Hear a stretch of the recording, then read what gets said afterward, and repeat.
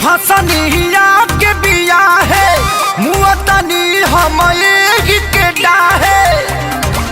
हे सखी सुना ना, सखी रे फसनिया के बिया है मुअतनी हम के डाहे।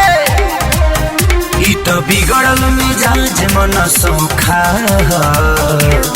यारा समोसा के चोखा रगे भातर तसलाई के खोखा। यारा समोसा के चोखा रगे भातर तसलाई के खोखा।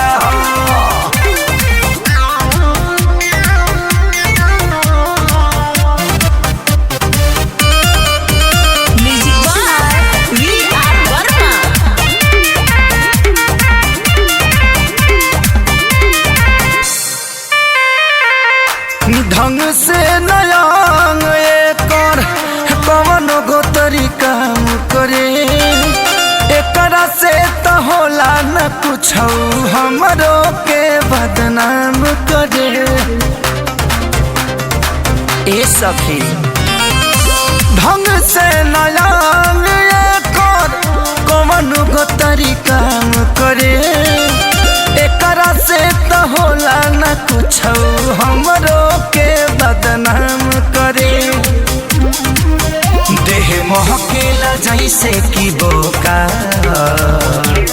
यारा समोसा के चोखा रहे भातारी तसलाई के खोखा। यारा समोसा के चोखा रहे भातारी तसलाई के खोखा।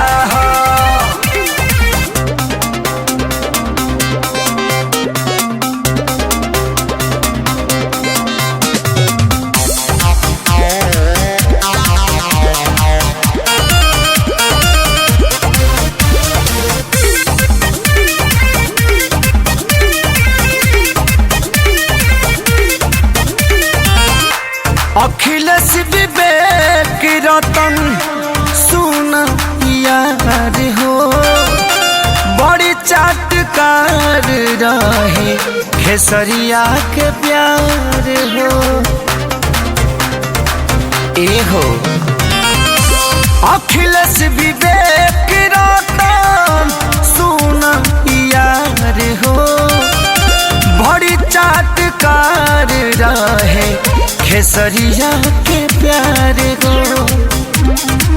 हे सखी अगुआ के देहली धोखा यारा समोसा के चोखा रगे भातारी तसलाई के खोखा। यारा समोसा के चोखा रगे